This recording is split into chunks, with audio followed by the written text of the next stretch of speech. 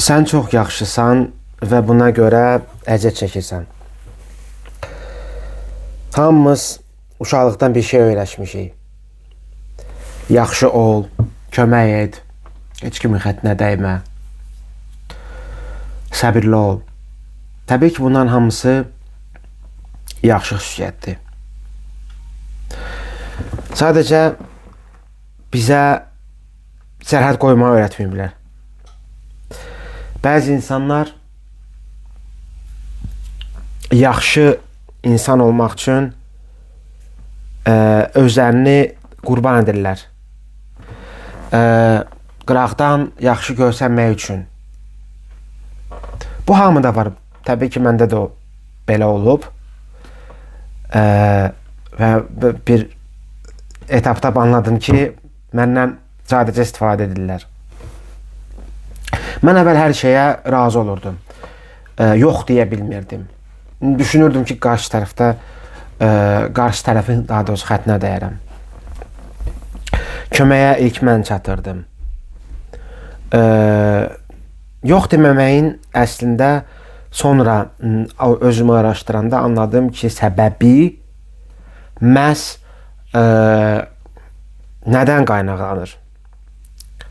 Qəlb qırmaqdan. Elə bir də mən düşünürdüm ki, əgər mən yox desəm, kiminsə qəlbinə toxunaram və bununla qarşı tərəfin qəlbini qıraram və sonra o mənimlə oturmaq istəməz, dostluq eləmək istəməz, belə bir şey.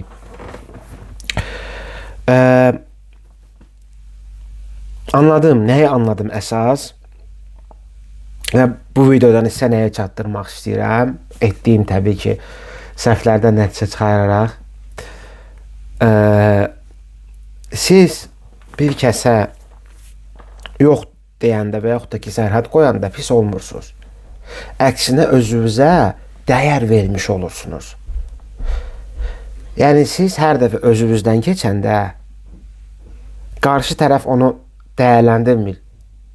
Sizə heykəl qoymur ki, bax, mənə görə bunu elədi. Filan kəs eləməzdi, amma sən elədin. Yox. Hər dəfə onlar kömək istəyəndə, siz razılaşanda çox vaxtı, təbii ki, qarşıdakı insandan da çox şey asılıdır. Amma sizi ən çox hallarda istifadə edirlər. Bəli, belə qəddar dövrdə yaşayırıq biz. Hər kəs siz kimi deyil. Yəni, hər kəsi özünüz kimi görüb rahat qarşıdakı insana inanmayın.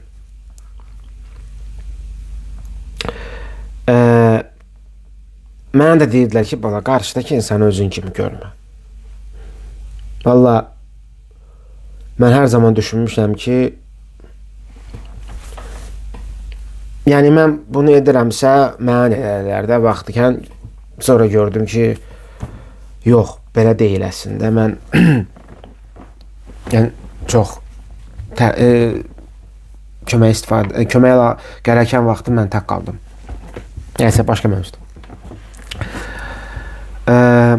Yəni, bizə öyrədilən bu yaxşı insan dırnaq arası deyirəm də, ki, filan kəsin xətrinə dəyər falan. Bunlar hamısı bir yerə qədər yaxşıdır. Anlata bilirəm. Yəni, sərhəd qoymaq o demək deyil ki,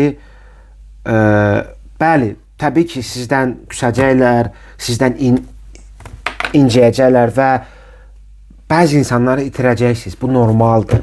Sadəcə onlar sizin insanlarınız deyil. Anlata bilirəm. Yəni, əgər bir insan siz özünüzə deyəndə ki, okey, bu yox, o sizdən ayrılırsa, o sizdən inciyirsə, bu zaten sizin insanınız deyil. Bu nə sizin dostunuzdur, nə sevgilinizdir. O başlıdan zaten siz istifadə eləmək istəyib. Sadəcə sizin o illüziyavız inandırıb sizə ki, qarşıdakı insan nəsə güdür, yəni xeyir güdür, amma elə deyil. Sizcə beynimizdə o sinaryonu qurmuş o haqda. Həqiqət başqadır. Yəni çox vaxt həqiqət başqa olur. Və sərt olur, bəli, həqiqət sərt olur. Neyniyək? Həyat belədir.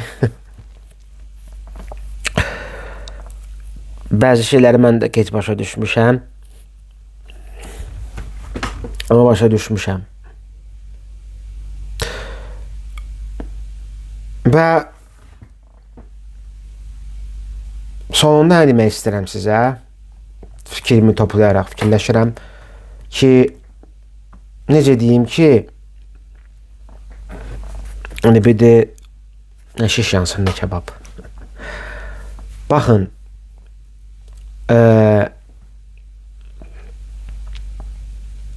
siz heç vaxt özünüzü kiməsə görə qurban verməli deyilsiniz. Bu başlıca fikirdir bu videonun. Yəni özünüzü hər dəfə, hər bir situasiyada birinci yerə qoyun. Çünki nəticə etibarən əziyyət çəkən siz olacaqsınız. Ürəyi təmizliyə görə və yaxud da ki, nə deyərlər, stereotiplərinə görə siz əziyyət çəkəcəksiniz. Heç sizə təşəkkür edən də olmayacaq, çox sağ ol deyən də olmayacaq. Bunu sizə garanti verə bilərəm. Yaşamışam. Çox yaşamışam. Sonra çəkməyik ki, falan ki, zaten başladan o insan nereydi? Ona görə illüziyadan çıxın, yox deməyə bacarın.